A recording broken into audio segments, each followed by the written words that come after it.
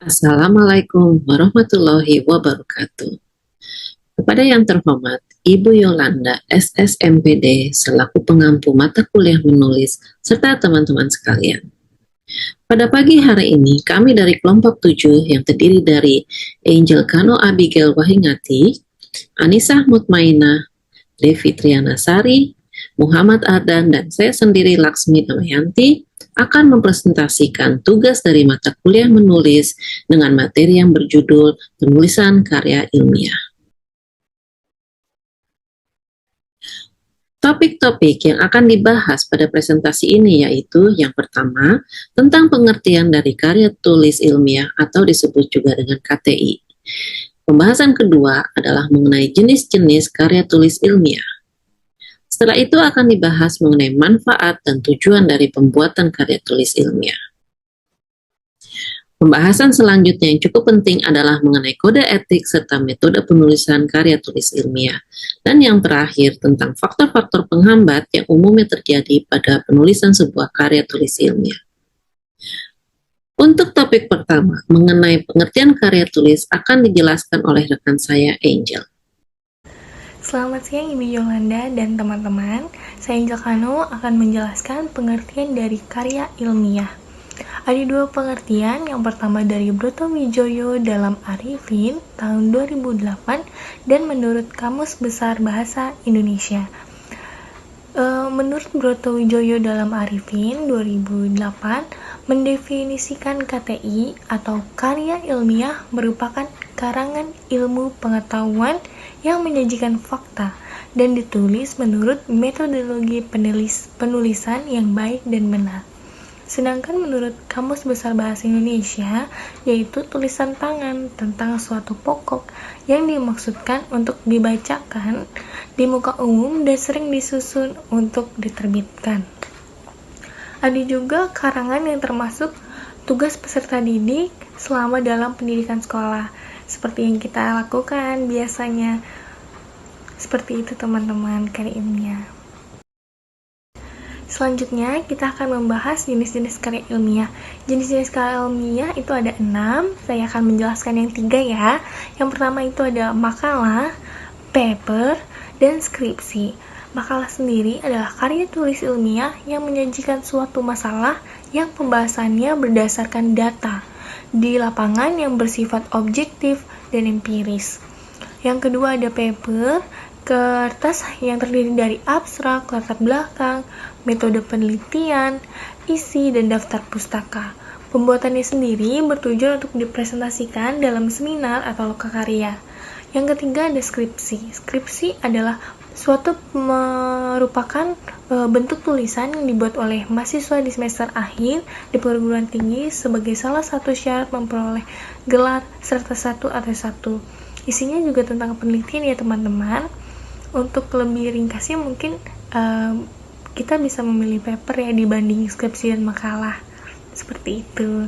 Selanjutnya akan dijelaskan oleh rekan saya yang bernama Anissa. Silakan. Jenis-jenis karya ilmiah. Karya ilmiah itu terbagi menjadi 3. Yang pertama ada tesis. Tesis merupakan karya ilmiah yang sifatnya lebih mendalam daripada skripsi. Tesis akan mengungkapkan pengetahuan baru yang diperoleh dari penelitian sendiri. Yang kedua ada namanya disertasi. Disertasi adalah karya tulis yang mengemukakan satu atau beberapa dalil disertai pembuktian berdasarkan data dan fakta yang diamatinya serta ditulis untuk memperoleh gelar dokter. Yang ketiga ada namanya artikel. Artikel merupakan suatu tulisan singkat yang terdiri dari 750 sampai 1000 karakter yang berisi ilmu mengenai ulasan berbagai ilmu pengetahuan, pendidikan, fenomena yang sedang booming, hiburan, dan lain sebagainya, dan diterbitkan pada lini media massa baik online maupun cetak. Manfaat dan tujuan penulisan KTI. Manfaat: dengan rutin menulis entah itu KTI atau yang lainnya, secara tidak sadar kita turut melatih pikiran dan otak kita untuk mengeluarkan ide serta melatih secara terus-menerus dan mencegah otak kita dari penyakit pikun seperti Alzheimer dan demensia. Yang kedua, memperkaya khazanah ilmu pengetahuan agar terhindar dari kebodohan.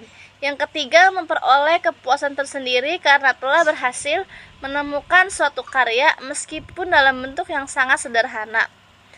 Yang keempat, ada sebagai sarana pelatihan dan perangkaian kata-kata guna menghasilkan kalimat dan pada akhirnya tulisan yang lebih baik dari sebelumnya. Yang terakhir, ada hobi menulis dapat dijadikan sebagai suatu profesi yang menjanjikan.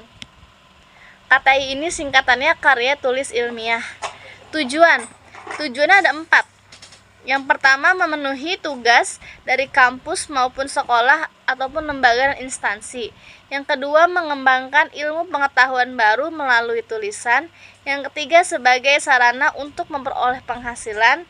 Dan terakhir, untuk memberikan penjelasan dan pemahaman kepada masyarakat mengenai suatu hal yang sifatnya masih abu-abu atau belum jelas. Assalamualaikum warahmatullahi wabarakatuh. Saya Devi Trianasari. Di sini saya akan menjelaskan tentang kode etik dalam menulis ilmiah. Terdapat 5 kode etik. Untuk yang pertama yaitu plagiasi. Jadi plagiasi ini tuh memiliki arti suatu bentuk pengambilan tulisan, ide, serta pemikiran orang lain tanpa adanya proses penelitian, pembubuhan referensi, atau pengeditan terlebih dahulu. Jadi tindakan ini tuh suatu tindakan yang dilakukan oleh orang lain, seperti mengambil karya orang lain tanpa adanya izin, tanpa adanya pembubuhan tanda tangan yang dapat merugikan sang pemilik karya tersebut. Dan untuk itu pemerintah sudah menetapkan atau mencegah agar tidak terjadinya tindakan plagiasi ini dalam Permen Pendidikan Nasional Republik Indonesia nomor 17 tahun 2010. Untuk yang kedua yaitu teknik merujuk mengutip. Untuk merujuk memiliki pengertian yaitu teknik dalam menulis sumber-sumber referensi tertulis dalam suatu karya ilmiah. Untuk sementara, pengertian mengutip merupakan teknik mencatat kalimat-kalimat yang didapatkan dari penulis lain. Dalam teknik merujuk mengutip ini ada beberapa hal yang harus diperhatikan seperti nama penulis, judul artikel atau jurnal atau karya ilmiah yang ditulis, serta kapan diaksesnya karya ilmiah tersebut dan sebagainya. Karena di dalam teknik merujuk mengutip ini tuh sangat penting artinya agar terhindar dari tindakan atau dugaan plagiasi. Dan untuk selanjutnya yaitu pemalsuan hasil penelitian atau fabrication. Ada berbagai faktor mereka melakukan hal ini. Untuk yang pertama yaitu karena faktor kemalasan untuk terjun ke lapangan. Untuk faktor kedua yaitu kekurangan literatur atau bahan untuk meneliti. Dan yang ketiga karena mengharapkan hasil yang sesuai dengan dirinya dan bukan dengan kenyataan yang ada. Dan yang keempat yaitu pemalsuan data penelitian atau falsification. Proses yang cukup sulit dilakukan dalam sebuah penelitian adalah pengumpulan data. Oleh karena itu, proses pemalsuan data seringkali terjadi dalam pelaksanaan penelitian. Meskipun demikian, pemalsuan data akan terdeteksi apabila penguji merupakan pakar di bidang tertentu. Maksud di bidang tertentu ini tuh misal di sini penulisan karya ilmiah. Jadi yang memeriksa atau yang menguji itu harus pakar di bidang penulisan karya ilmiah agar diketahui data yang digunakan oleh peneliti ini tuh palsu atau tidak. Dan untuk yang kelima atau yang terakhir yaitu pemerasan tenaga peneliti dan pembantu peneliti atau exploitation. Penelitian yang sulit dilakukan oleh sesuatu orang umumnya akan dilakukan dengan bantuan tenaga peneliti atau penulisan peneliti. Namun seringkali kala pembantu peneliti ini bekerja ekstra keras menggerakkan seluruh kemampuan mereka berupa ide atau gagasan dengan balasan berupa penghargaan atau imbalan yang kurang sesuai. Sekian penjelasan dari saya, akan dilanjutkan oleh rekan saya. Sekian, terima kasih. Wassalamualaikum warahmatullahi wabarakatuh. Baik, saya akan melanjutkan pembahasan yang sudah dibacakan sebelumnya oleh rekan saya. Langkah-langkah penulisan KTI. Yang pertama, memilih topik penulisan. Memilih topik penting artinya bagi suatu karya tulis, agar tulisan yang dihasilkan terarah dan tidak keluar dari konteks yang telah ditetapkan. Yang kedua, menyusun dan mengembangkan kerangka penulisan. Tahap selanjutnya yakni mengembangkan kerangka penulisan. Penulis menuangkan setiap gagasan serta ide-ide yang didapatkan berdasarkan topik yang telah ditentukan. Yang ketiga, menulis kalimat ilmiah. Pada tahap ini, para penulis harus membuat kalimat sesuai dengan kaidah-kaidah penulisan buku yang telah ditetapkan.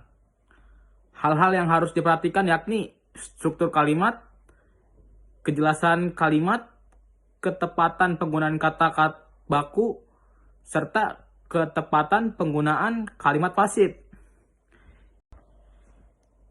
Yang keempat, menulis paragraf ilmiah. Sekumpulan kalimat yang terdiri atas puluhan kata atau lebih disebut paragraf. Untuk menyusun paragraf yang padu, penulis KTI harus memperhatikan keserasian tiap kalimat dengan ide pokok yang didapat di dalamnya. Yang kelima, menyusun sistematika karya ilmiah.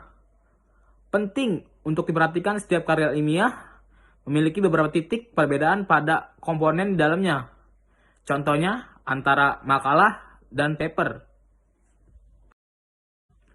Selanjutnya, hambatan dalam penulisan KTI. Yang pertama, kurangnya minat terhadap dunia literasi.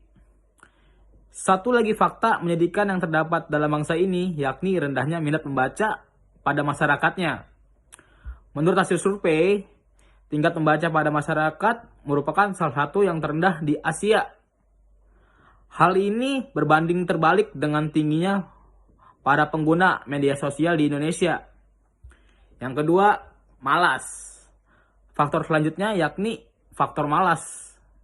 Malas mikir, malas mencari sumber-sumber referensi, malas melakukan penelitian, dan malas yang lainnya. Buah dari malas ini yakni tindakan copy paste dan plagiasi. Yang ketiga, sulit memulai dan sulit menemukan ide. Hal ini merupakan salah satu hal yang sulit untuk dihindari. Terkadang kita sudah mendapatkan topik untuk ditulis, tapi untuk menuangkan ke dalam suatu tulisan, terkadang kita masih mikir-mikir. Baik, demikian presentasi kali ini. Mohon maaf jika ada kekurangan dalam penulisan atau penyampaian. Sekian dan terima kasih.